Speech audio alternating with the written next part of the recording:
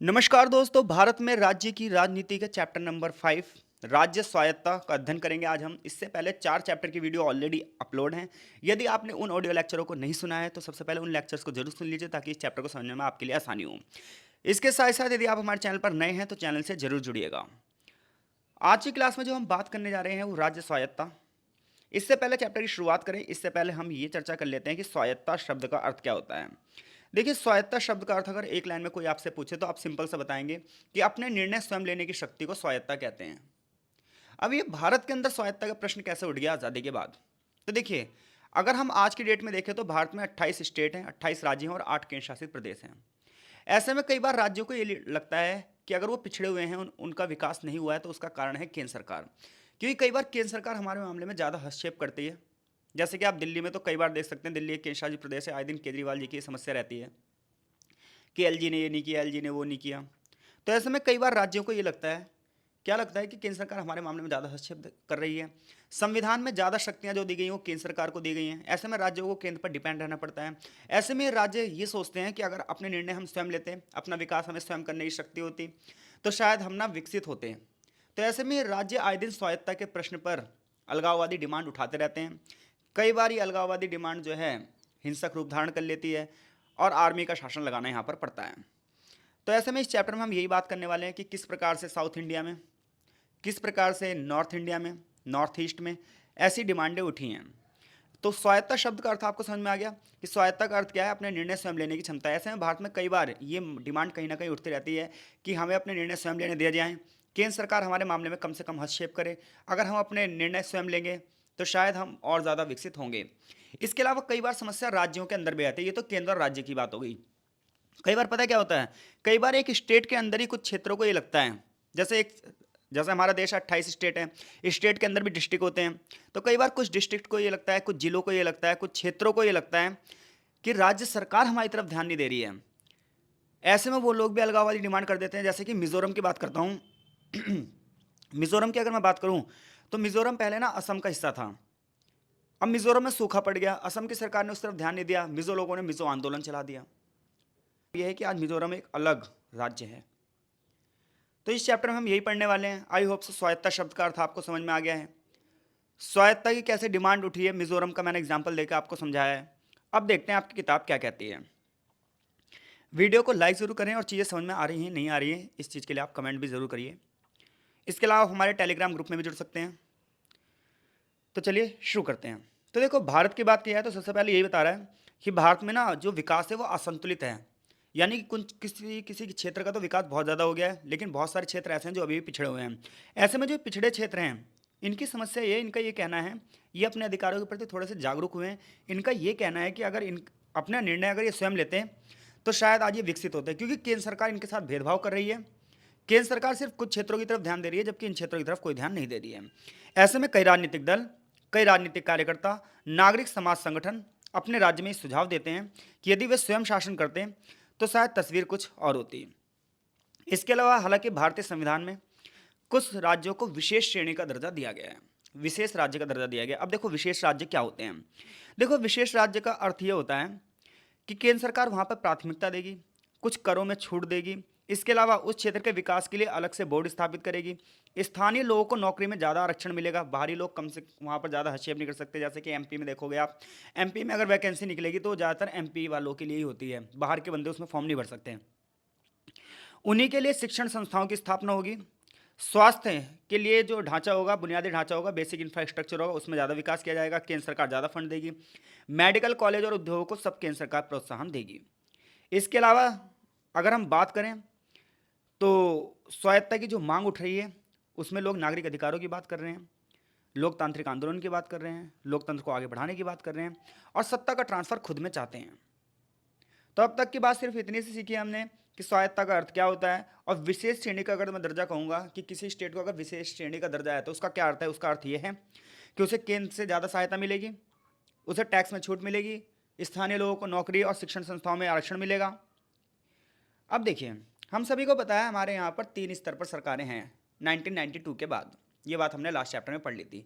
एक केंद्र स्तर पर, एक राज्य स्तर पर और एक पंचायती स्तर पर, जिसे हम स्थानीय स्तर पर कहते हैं। इसके अलावा जिन क्षेत्रों में पंचायती राज संस्थाएं नहीं स्थापित हो पाई, आदिवासी जो क्षेत्र थे, पहाड़ी जो इलाके थे, वहाँ के लिए 1996 में पैसा अधिनियम जारी किया गया। तो ऐसे में इन तीनों स्तर पर मतभेद बने रहते हैं। राज्यों को लगता है कि सेंट्रल गवर्नमेंट हमारे साथ डिस्क्रिमिनेशन कर रही है। इसके अलावा पंचायतों को ये लगता है कि स्टेट गवर्नमेंट हमें वो पावर दे नहीं रही है जो पावर वहाँ पर 73rd एंड 74th अमेंडमेंट में लिखे हुए थे। तो इस प्रकार से भारतीय संघ में स्वायत्ता के मुद्दे पर लगातार प्रश्न उठते रहते हैं। अगर यहाँ से एक क्वेश्चन बनता है राज्य स्वायत्ता का क्या अर्थ है, तो आई होप सो इस प्रश्न का उत्तर देने में आप सक्षम हैं। आगे भारत में ये बताया जा रहा है कि भारतीय राज्यों में स्वायत्ता की मांग कब से शुरू हुई और कुछ उदाहरण यहाँ पर दिए जाएंगे। तो देखो भाई, 1952 में पहला चुनाव हुआ, 1957 में दूसरा आम चुनाव हुआ, 1962 में तीसरा आम चुनाव हुआ। इन तीनों आम चुनाव की खास बात यह थी कि तीनों आम चुनाव में पंडित जवाहरलाल नेहरू जीतते हैं, यानी कि कांग्रेस जीतती है और अधिकतर स्टेटों में कांग्रेस का ही दबदबा रहता है। लेकिन 1964 में मुद्दा क्या उठता है? 1964 में मुद्दा ये उठता है कि पंडित जवाहरलाल नेहरू की मृत्यु हो जाती है। नए प्रधानमंत्री बनते लाल बहादुर शास्त्री, उनकी भी मृत्यु 1966 में हो जाती है। और ऐसे में चौथा आम चुनाव होता है 1967 में। अब जब 1967 में आम चुनाव होता है तो ये चुनाव थोड़ा सा परिवर्तनकारी माना जाता है। परिवर्तनकारी इसलिए माना जाता है क्योंकि इस चुनाव में जीती इंदिरा गांधी।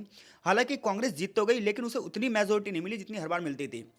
बहुमत तो मिला, सरकार तो बन गई, लेकिन उतनी सीटें नहीं मिली जितनी सीटें पहले मिलती थी। अगर हम पहले आम चुनाव की बात करें तो 364 सीटें मिली थी, लेकिन अब सिर्फ मेजोरिटी मिल पाई।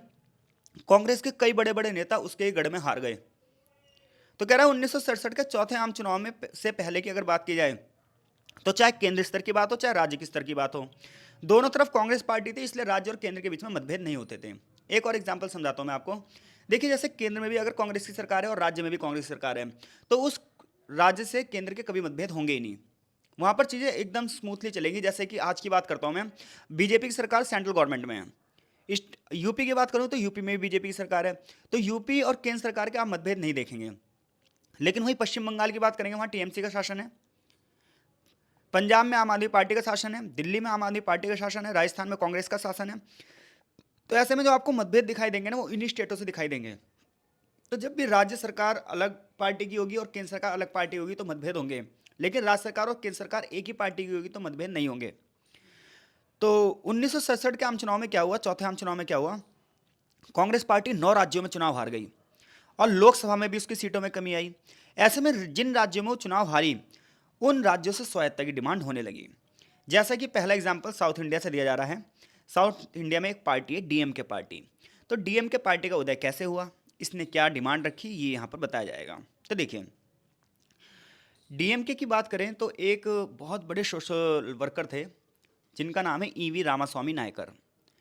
तो आज़ादी के बाद 1950 टू 1953 की बात बता रहा हूँ मैं आपको, 1950 से 53 के बीच में हुआ क्या। ये जो व्यक्ति थे ईवी रामास्वामी नायकर, इन्होंने एक डिमांड करी कि जो नॉर्थ इंडिया वो लगातार विकसित हो रहा है और साउथ इंडिया की तरफ सरकार ध्यान नहीं दे रही, ऐसा इनका मानना था। इसके लिए इन्होंने क्या करा, देखो साउथ इंडिया की जो भाषाएं हैं वो भाषाएं भले ही अलग अलग हो, लेकिन उसको एक ही परिवार माना जाता है। वो परिवार है द्रविड़ परिवार। तो इसलिए हम कहते हैं कि साउथ इंडिया की जो भाषा है वो द्रविड़ भाषा है। तो द्रविड़ भाषा में सारी भाषा आ जा रही है, द्रविडियन कहला रहे हैं वो लोग। तो इन्होंने क्या करा, एक आंदोलन चलाया, द्रविड़ आंदोलन। द्रविड़ आंदोलन की बात की जाए तो ये उत्तर भारत की संस्कृति का विरोध करता था। इसने कहा कि साउथ इंडिया में हिंदी भाषा नहीं होनी चाहिए। इवन इन्होंने क्षेत्रीय भाषाओं को बढ़ाने की बात करी।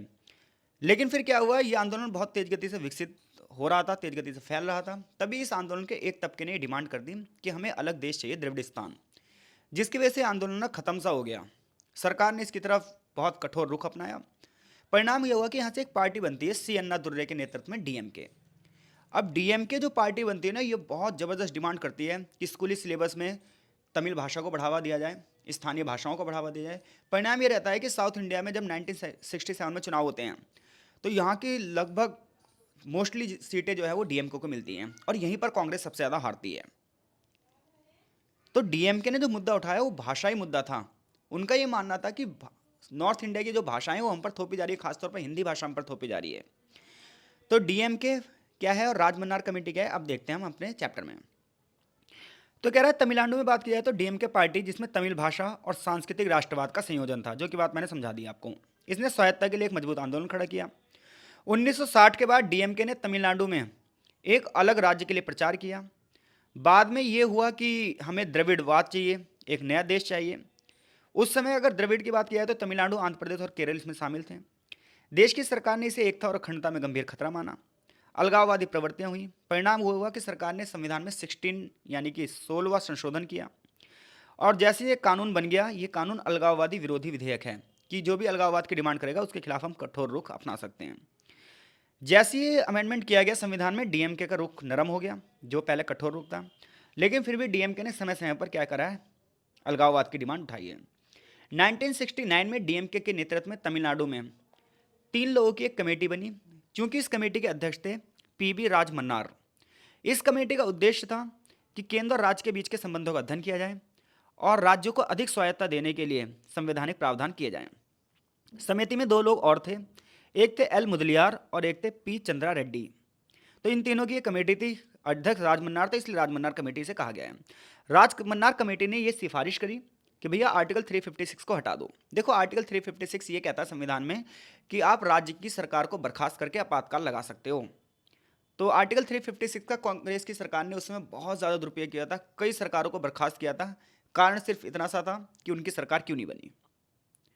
योजना आयोग को हटाने की बात भी की राजमन्नार कमेटी ने, और वित्त आयोग को एक स्थायी संस्था बना दी। वित्त आयोग की बात की जाए तो हर 5 साल में बनता है ये आयोग, और वित्त आयोग का काम ये होता है कि राज्य सरकार, केंद्र सरकार जो फंड दे रही है वो राज्य सरकार को कैसे आवंटित किया जाए, और राज्य सरकार को कितने फंड की जरूरत है केंद्र सरकार को सिफारिश दी जाए। इसके अलावा ये चाहते थे केंद्र सूची और संवर्ती सूची से कुछ शक्तियां राज्यों को भी दी जाएं। तो राजमन्नार कमेटी ने किस प्रकार से केंद्र और राज्य के संबंधों की बात की है, उसने ये कहा है कि केंद्र सरकार से कुछ शक्तियां राज्य सरकार को दी जाए, वित्त आयोग को स्थायी कर दिया जाए, योजना आयोग को हटा दिया जाए और आर्टिकल 356 को हटा दिया जाए। हालांकि इसके अलावा भी बहुत सारी सिफारिशें हैं, लेकिन हमारे कोर्स में इतनी हैं। तो राजमन्नार कमेटी और तमिलनाडु का मुद्दा आप समझ गए हैं। अब बात करते हैं पंजाब की। तो जब हम पंजाब की बात करते हैं तो स्वतंत्रता प्राप्ति के पश्चात पंजाब और हरियाणा ये सारा क्षेत्र एक ही था। तो ऐसे में क्या हुआ, यहाँ पर एक थे मास्टर तारा सिंह। तो मास्टर तारा सिंह ने क्या करा, पंजाब में एक कमेटी बनाई, आगे चलकर वो पॉलिटिकल पार्टी बन गई अकाली दल। मास्टर तारा सिंह एक सिख धार्मिक नेता थे और राजनीतिक नेता थे। इन्होंने शिरोमणि गुरुद्वारा प्रबंधन कमेटी बनाई। इनकी ये डिमांड थी कि देश के जितने भी गुरुद्वारे हैं वो शिरोमणि गुरुद्वारा प्रबंधन कमेटी के अंतर्गत आए। आगे चलकर अकाली दल जो है तारा सिंह के नेतृत्व में एक अलग स्टेट की डिमांड बनाने लगी, और 1966 में इस डिमांड को माना भी गया। पंजाब को अलग कर दिया गया, हरियाणा को अलग कर दिया गया, दोनों की राजधानी चंडीगढ़ बना दी गई। लेकिन समस्या यहाँ पर ख़त्म नहीं हुई, समस्या यहाँ पर और बढ़ गई, क्योंकि पंजाब के लोगों का ये कहना था कि उनके साथ अन्याय हुआ है। चंडीगढ़ जो है वो पंजाब को दिया जाना चाहिए था, और जो कि ये पंजाब हरियाणा की संयुक्त राजधानी है, लेकिन ये गलत हुआ है। ऐसे में 1973 में आनंदपुर साहिब में एक प्रस्ताव पेश किया गया, जिसे आनंदपुर साहिब प्रस्ताव कहा जाता है। आनंदपुर साहिब प्रस्ताव में क्या हुआ, ये डिमांड की गई कि जो पंजाब और हरियाणा के बीच में नदी जल बंटवारा है उसे सॉल्व किया जाए, और पंजाब की राजधानी चंडीगढ़ कर दिया जाए और हरियाणा की राजधानी आप कुछ और बनाओ। अब हम सोच, मतलब उस समय की जो गवर्नमेंट थी वो ये सोच भी रही थी कि चंडीगढ़ जो है वो पंजाब की राजधानी बना दी जाए। लेकिन जो जो हरियाणा था उस समय, हरियाणा सरकार ने ये कहा कि भैया अगर आपने चंडीगढ़ जो ये राजधानी है पंजाब को दे दी तो हरियाणा में आपकी सरकार बनने वाली नहीं, आप हरियाणा खो दोगे। तो इसलिए हरियाणा और पंजाब के बीच में ये डिस्प्यूट्स बने ही रहे, और दोनों की जो संयुक्त राजधानी है वो चंडीगढ़ आज भी है, और मतभेद इसीलिए बने रहते हैं। और आज ये जो डिमांड है ये कई बार खालिस्तानी डिमांड में भी चली जाती है, जिसकी वजह से यहाँ पर मतभेद रहते हैं। जिस समय मैं वीडियो अपलोड कर रहा हूँ, अमृतपाल का मुद्दा पंजाब में चल रहा है, जैसा कि आप जानते हैं। इसी प्रकार से भारत में स्वायत्तता की डिमांड पश्चिम बंगाल से भी उठी है। 1977 में वाम मोर्चा की सरकार थी, तो पश्चिम बंगाल ने एक ज्ञापन दिया। इस ज्ञापन में उसने क्या कहा, उसने डिमांड की कि केंद्र और राज्य के संबंधों की फिर से पुनर्स्थापना होनी चाहिए। केंद्र को ज़्यादा शक्तियाँ हैं वो राज्य सरकार को थोड़ी सी ट्रांसफ़र कर देनी चाहिए। आर्टिकल 356 को धीरे धीरे खत्म कर देना चाहिए ताकि राष्ट्रपति शासन खत्म हो जाए। तो देखा जाए तो पश्चिम बंगाल की जो ज्ञापन प्रस्ताव थे राजमन्नार कमेटी से थोड़ा थोड़ा मिलता जुलता था। ऐसी एक और मीटिंग होती है विजयवाड़ा सम्मेलन तेलुगु देशम पार्टी का। तो आंध्र प्रदेश की बात की जाए तो देखो आज़ादी के बाद आंध्र का निर्माण कैसे हुआ। आज़ादी के बाद मुद्दा ये उठा कि पोटी श्री रामुलु एक व्यक्ति थे जिन्होंने आमरण अनशन कर दिया। 56 दिनों की भूख हड़ताल के बाद आंध्र प्रदेश को पहला राज्य भारत का बनाया गया। लेकिन जब आंध्र प्रदेश को पहला राज्य बनाया गया तो वहाँ पर जो तेलंगाना क्षेत्र था उसको ये लगता था कि हमारे साथ गलत हुआ है, क्योंकि उस समय जो कमेटी ने निर्णय लिया था, एसआरसी ने जो निर्णय लिया था, वो निर्णय पूरी तरीके से लागू नहीं किया गया। आगे चलकर जो टीडीपी है, तेलुगु देशम पार्टी है, ये लगातार डिमांड उठाती रही तेलंगाना के लिए, और सन 2014 में यूपीए की जो गवर्नमेंट थी उसने तेलंगाना को भारत का 29th स्टेट बनाकर तेलंगाना को दर्जा दिया।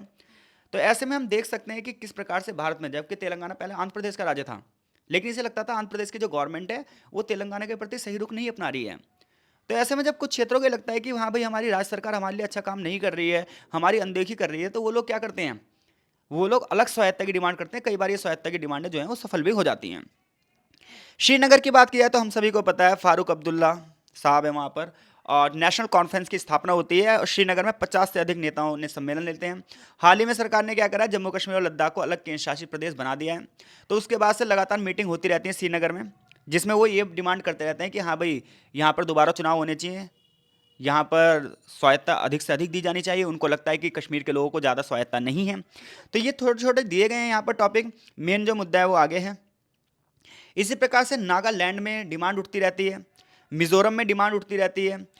अगर हम नागालैंड की बात करें तो यहाँ पर एक हैं फिजो, और अगर हम बात करें मिजोरम की तो यहाँ पर हैं लालडेंगा, जो कि लीडर हैं, पॉलिटिकल लीडर हैं, जिन्होंने लगातार डिमांड करी थी। नागालैंड को तो अलग देश डिमांड की करी थी फिजो ने, लेकिन आगे चलकर केंद्र सरकार ने बहुत कड़ा रुख अपनाया। और इसी प्रकार से मिजोरम की बात मैंने आपको चैप्टर में पहले ही समझा दी है। पहले असम का इलाका था, बड़ी से लगता था असम सरकार इसकी अनदेखी कर रही है। मिजोरम में बहुत तगड़ा सूखा पड़ गया था, अकाल पड़ गया था, असम सरकार ने यहाँ अनदेखी करी।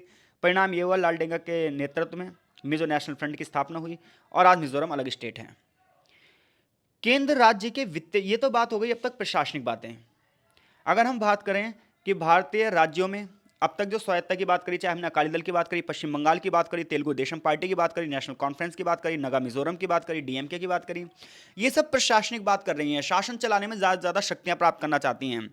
लेकिन आगे अगर हम चैप्टर में बात करें तो आगे चैप्टर में केंद्र और वित्तीय संबंधों की बात की गई है। देखो, राज्य सरकार को ये लगता है कि केंद्र सरकार उतना फंड नहीं देती है, उतना बजट उन्हें नहीं प्रदान करती है जितना उन्हें मिलना चाहिए। परिणाम यह रहता है कि राज्य सरकार अपना विकास नहीं कर पाती, उन्हें केंद्र के ऊपर डिपेंड रहना पड़ता है। ऐसे में केंद्र और राज्य के वित्तीय संबंधों को लेकर हमेशा मतभेद बने रहते हैं, जिसकी बात हमने लास्ट चैप्टर में कर ली थी। इसके लिए आप लास्ट वाला चैप्टर पढ़ लीजिए तो आपको ये चीज़ें अच्छे समझ में आ जाएंगी। अगला जो पैराग्राफ है वो राजनीतिक स्वायत्ता की बात कर रहा है। राजनीतिक स्वायत्ता की अगर बात की जाए तो देखिए, दो प्रकार के दल होते हैं, एक राष्ट्रीय दल है और एक क्षेत्रीय दल है। क्योंकि भारत एक विभिन्नताओं भरा देश है, विभिन्न धर्म, विभिन्न जाति, विभिन्न भाषाएं, विभिन्न क्षेत्र हैं। पैदल पैदल चलते जाओ तो हर कदम पर आपको विभिन्नताएं भारत में मिलेंगी। ऐसे में इन विभिन्नताओं के आधार पर कई बार राजनीतिक दलों की डिमांड भी, राजनीतिक दलों के निर्माण भी बहुत तेज गति से होता है। कई बार धर्म के आधार पर राजनीतिक दल बनते हैं, कई बार भाषा के आधार पर राजनीतिक दल बनते हैं, कई बार जाति के आधार पर राजनीतिक दल बनते हैं, तो कई बार क्षेत्र के आधार पर राजनीतिक दल बनते हैं। और ये राजनीतिक दल ना अपनी अपनी सब लोग स्वायत्ता की डिमांड उठ करते रहते हैं कि हमें अपने निर्णय लेने चाहिए, हमें अपने निर्णय लेने चाहिए। इनका ये मानना है इनका ये मानना है कि हम अगर अपना निर्णय स्वयं लेते तो हम सामाजिक आर्थिक रूप से और ज़्यादा विकसित होते। आज की राजनीति में मजदूर वर्ग का जो उदय हो रहा है, कृषक वर्ग का जो उदय हो रहा है, इन्होंने भी राजनीति को प्रभावित किया है। तो यहाँ पर कुछ एग्जाम्पल्स दिए गए हैं। कह रहा है स्वायत्ता की जब हम डिमांड करते हैं तो आज पर्यावरण पर भी बहुत ज़्यादा मतभेद हो रहे हैं। क्या हो रहा है, सरकार बड़े बड़े प्लांट लगा रही है छोटे छोटे स्टेटों में, और ऐसे में वहाँ के लोगों को वहाँ से हटाया जा रहा है। ऐसे में ये आदिवासी संगठन ये डिमांड कर रहे हैं कि सरकार विकास के नाम पर हमें विस्थापित कर रही है और पुनर्वास की समस्या आ रही है, हमें अपनी प्रकृति से अलग किया जा रहा है, हमें अपने क्षेत्र से अलग किया जा रहा है, हमारे जल जंगल जमीन पर हमारे अधिकार होने चाहिए, ये हमारे प्राकृतिक अधिकार हैं, ये हमारे ह्यूमन राइट्स हैं। ऐसे में ये लोग क्या करते हैं, आए दिन मतभेद करते रहते हैं। अगर हम बात करें उड़ीसा में, अगर हम बात करें झारखंड में, इसी प्रकार से नर्मदा आंदोलन की अगर हम बात करें, और ये बात सच भी है, सरकार विकास के नाम पर लोगों को विस्थापित करती है। और चूंकि वो लोग गरीब होते हैं, आदिवासी हैं, उन्हें अपने अधिकारों के बारे में इतना पता नहीं है, तो उनका शोषण लगातार किया जाता है। वो स्टेट जहाँ पर सबसे ज़्यादा मिनरल्स हैं, सबसे ज़्यादा खनिज हैं, सबसे ज़्यादा संसाधन है, रिसोर्सिस हैं, उन्हीं क्षेत्रों की अगर आप नजर दौड़ाएं उन्हीं क्षेत्रों की ओर, तो वही क्षेत्र सबसे ज़्यादा अविकसित हैं। इन राज्यों को बीमारू राज्य कहा जाता है, जैसे कि मैंने यहाँ पर हाईलाइट किया है। जब मैं कहूँ बीमारू राज्य कौन से हैं, तो बीमारू का मतलब बी से बिहार, एम से मध्य प्रदेश, आर से राजस्थान, उत्तर प्रदेश। इन क्षेत्रों में रिसोर्सेज इतने अच्छे हैं, इतने सारे लोग हैं यहाँ पर। अगर आप देखें, बिहार की बात करें, मध्य प्रदेश की बात करें, तो पहले झारखंड जो था वो बिहार में था, वहाँ पर लोहे की खानें थी, कोयले की खानें थी। एमपी में देखिए बहुत सारे संसाधन आपको रिसोर्सेज मिल जाएंगे। राजस्थान में देखिए पूरा का पूरा पत्थर वहाँ से मिलता है बड़े पैमाने पर, वहाँ से एक क्षेत्र से दूसरे क्षेत्र में चूना पत्थर संगमरमर इनका आयात निर्यात किया जाता है। लेकिन फिर भी ये क्षेत्र बीमारू हैं क्योंकि इनकी अर्थव्यवस्था बहुत ज़्यादा नीचे है। कारण उन्हीं क्षेत्रों में वो संसाधन, उन्हीं क्षेत्रों में सारी चीजें हैं, फिर भी उन क्षेत्रों का विकास नहीं हो पा रहा, उन क्षेत्रों का दोहन किया जा रहा है, वहां पर बड़े बड़े प्लांट लगाए जा रहे हैं, भाई लोगों को नौकरी दी जा रही है, वहां के लोगों को नौकरी नहीं दी जा रही है, अगर दी भी जा रही है तो वो नौकरी दी जा रही है जो मजदूर जैसी है। परिणाम में क्या हो रहा है? परिणाम में ये हो रहा है संसाधन अभिशाप हो रहे हैं इनके लिए। अगर ये संसाधन यहाँ नहीं होते तो शायद ये विकसित हो जाते। तो यहाँ पे लिखा है संसाधन अभिशाप का अर्थ है एक ऐसी स्थिति जिसमें एक क्षेत्र पे संसाधन तो बहुत सारे हैं फिर भी उसका आर्थिक विकास नहीं हो पा रहा है। तो ऐसे में ये स्टेट राज्य स्वायत्ता की डिमांड करते हैं। इसी के परिणाम स्वरूप भारत में विभिन्न स्टेटों का निर्माण हुआ जो कि अगले चैप्टर में बताया भी जाएगा। जैसे कि झारखंड, एक बहुत बड़े आंदोलन के बाद झारखंड बिहार से अलग स्टेट बना। आगे बहुलवादी समाज और स्वायत्ता की बात की जा रही है। बहुलवादी समाज की अगर मैं बात करूं तो यहाँ पर आपको भाषा के मुद्दा उठाया जाएगा कि किस प्रकार से भाषा के आधार पर राज्य बने हैं। क्योंकि हमारा जो समाज है वो विभिन्न सांस्कृतिक समूहों वाला है, विभिन्न भाषाओं वाला है, विभिन्न क्षेत्रों वाला है। परिणाम यह है कि समय समय पर मतभेद होंगे, इन मतभेद को आप सुलझा भी सकते हैं राजनीतिक भागीदारी करके। लेकिन राजनीतिक भागीदारी में केंद्र सरकार का हमेशा दबदबा रहता है। ऐसा नहीं है कि आज बीजेपी की गवर्नमेंट है तो आज ये आपको मतभेद दिखाई देते हैं। अगर आप 1990 से पहले भी देखेंगे ना तो मतभेद ऐसे दिखाई देंगे। 1990 से लेकर 2004 तक ही थोड़े सा मामला शांत रहा है। उसका रीजन ये रहा है गठबंधन की सरकार रही, युद्ध में थोड़ा सा फंसे रहे हम, इकोनॉमिक डेवलपमेंट हो रहा था। लेकिन अगर आप 1990 से पहले की राजनीति पढ़ेंगे और 2014 के बाद जो आप राजनीति पढ़ रहे हैं, देख रहे हैं, तो ये मतभेद ऐसे पहले भी होते थे हमारे देश में। उसका रीजन यही है, जो भी सेंट्रल गवर्नमेंट बनती है वो अपनी चलाती है। तो ऐसे में स्टेट गवर्नमेंट को या क्षेत्रीय लोगों को ये लगता है हमारी अनदेखी की जाती है, परिणाम हमारे क्या मतभेद, दंगे फसाद बने रहते हैं। आगे निर्जातीयता, स्वायत्ता और भाषा का मुद्दा बताया गया है, जिसकी बात मैंने आपको शुरू में चैप्टर में बता दी, एक बार फिर से बता देता हूँ। आज़ादी के बाद पोटी श्रीरामुलु नाम के एक गांधीवादी युवक थे। पोटी श्रीरामुलु को ये लगता था कि सरकार ने अपना वायदा पूरा नहीं किया है। कौन सा वायदा पूरा नहीं किया है? तो 1920 की बात है। सन 1920 में कांग्रेस की एक मीटिंग हुई नागपुर में, जिसे हम नागपुर अधिवेशन के नाम से जानते हैं। नागपुर अधिवेशन में यह निर्णय लिया गया कि भारत जब भी आज़ाद होगा तो स्वतंत्र भारत में भाषा के आधार पर राज्यों का निर्माण किया जाएगा। लेकिन चूंकि स्वतंत्रता के बाद भारत में विभाजन भी हुआ और इसकी वजह से हम ये डिसीजन नहीं ले पाए, क्योंकि भाषा के आधार पर राज्य बनाना एकता और अखंडता के लिए खतरा था देश की। ऐसे में देश कई हिस्सों में और भी बढ़ सकता था, इसलिए भारत सरकार ने उस और कोई रुख नहीं किया। पोटी श्रीरामुलु जो कि एक गांधीवादी युवक थे, ये आमरण अनशन पर बैठ गए। इनकी डिमांड थी कि तेलुगु भाषी राज्य को अलग राज्य का दर्जा दिया जाए। यह आंदोलन आंध्र आंदोलन के नाम से जाना गया। 56 दिनों की भूख हड़ताल के बाद पोटी श्रीरामुलु की मृत्यु हो गई। परिणाम था क्या हुआ? आंध्र प्रदेश में जो है दंगे फसाद हो गए और तुरंत की तुरंत सरकार ने आंध्र प्रदेश को एक अलग स्टेट का दर्जा दे दिया, यानी कि भारत का पहला स्टेट कौन सा बना? आंध्र। इसके बाद लगातार समय समय पर भाषा के आधार पर राज्यों की डिमांड होती रही। इसके लिए विभिन्न कमेटियां बनी, जैसे कि पहली कमेटी बनी एस के धर कमेटी। एस के धर कमेटी ने कहा कि भाषा के आधार पर राज्य नहीं होने चाहिए। फिर एक और कमेटी बनी जेवीपी कमेटी, जवाहरलाल नेहरू, वल्लभ भाई पटेल और पट्टाभी सीतारामैया। इन तीनों ने भी यही कहा कि भाषा के आधार पर राज्य नहीं बनने चाहिए। लेकिन जब पोटी श्रीरामुलु की मृत्यु हुई, आंदोलन तेज पकड़ गया, तो एक नई कमेटी बनी एसआरसी, राज्य पुनर्गठन आयोग, जिसके अध्यक्ष थे जस्टिस फजल अली। इस आयोग ने कहा कि भाषा के आधार पर राज्य बनने चाहिए, जिसके आधार पर 14 राज्य और 6 केंद्र शासित प्रदेश बने। हालांकि राज्य पुनर्गठन आयोग यानी कि जस्टिस फजल अली ने अधिक राज्यों की बात की थी, लेकिन बनाए गए 14 ही राज्य। तो यहाँ पर यही बात बताई जाएगी, एक बार पढ़ के समझा देता हूँ मैं आपको। कह रहा है संविधान सभा में ही भाषा के आधार पर मतभेद शुरू हो चुके थे। क्षेत्रीय नेताओं का यह मानना था कि आज़ाद होने के बाद भारत में भाषाई राज्यों का निर्माण होना चाहिए। ऐसे में तेलुगु राज्य की डिमांड उठी। पोटी श्रीरामुलु के अनशन के कारण मौत के बाद 1 अक्टूबर 1953 में आंध्र प्रदेश राज्य का निर्माण हुआ। 1953 में ही भाषा के आधार पर राज्य पुनर्गठन आयोग की डिमांड किया गया और 1956 में राज्य पुनर्गठन आयोग ने संसद में अपनी रिपोर्ट पेश की। इसके आधार पर यह कहा गया, जब संविधान लागू हुआ 1950 में, तो उस समय भारत में 4 टाइप के स्टेट थे, A B C D. Group A और ग्रुप बी में जो लोग थे, यानी कि जो स्टेट ग्रुप ए और ग्रुप बी में आते थे, उन्हें स्वायत्ता ज़्यादा थी, जबकि जो सी और डी में आते थे उन्हें स्वायत्ता कम थी। यानी कि जहाँ पर हिंसक विद्रोह हो सकते थे, अलगाववाद डिमांड हो सकती थी, उन्हें ग्रुप सी और डी में रखा गया। हालांकि ये बात हिस्ट्री में और चर्चे से है, मैं इसके लिए शॉर्ट्स वीडियो बना दूंगा आपके लिए, ताकि आपको और अच्छे समझ में आ जाए। लेकिन जब भाषा के आधार पर राज्य पुनर्गठन आयोग हुआ तो ए बी सी डी को खत्म कर दिया गया और राज्य और केंद्र शासित प्रदेश बना दिए गए।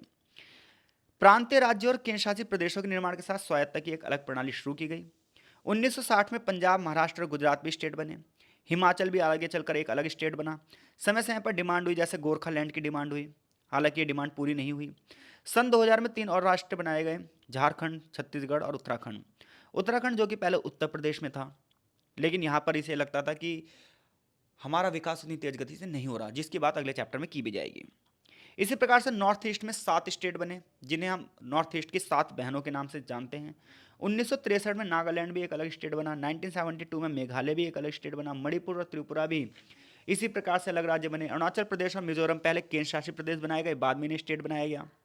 तो इस प्रकार से अगर हम बात करें, आगे चैप्टर का एक सारांश है। इस चैप्टर से अगर प्रश्न बनता है तो ये प्रश्न बनता है कि स्वायत्तता का क्या अर्थ है, विभिन्न उदाहरणों सहित इस कथन को बताइए आप।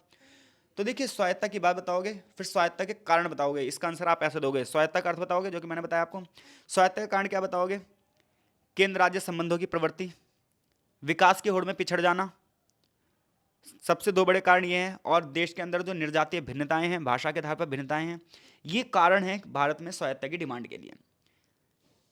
क्या इनमें से कुछ डिमांड मांगी गई है? तो बिल्कुल मानी गई है। जैसे कि आप पंजाब की बात बताओगे, नॉर्थ ईस्ट की बात बताओगे, जिसमें मिजोरम बताओगे, आप डीएमके की बात बताओगे। तो आई होप सो इस चैप्टर से कोई प्रश्न बनता है तो आप उस प्रश्न का आंसर देने में सक्षम हैं। अगर आपको कोई डाउट है, कोई दिक्कत है, तो आप हमारे टेलीग्राम ग्रुप में मुझसे प्रश्न पूछ सकते हैं, आपको वहाँ पर आंसर दिए जाएंगे। तब तक के लिए आपका बहुत बहुत धन्यवाद। मिलते हैं आपसे नेक्स्ट चैप्टर की वीडियो में।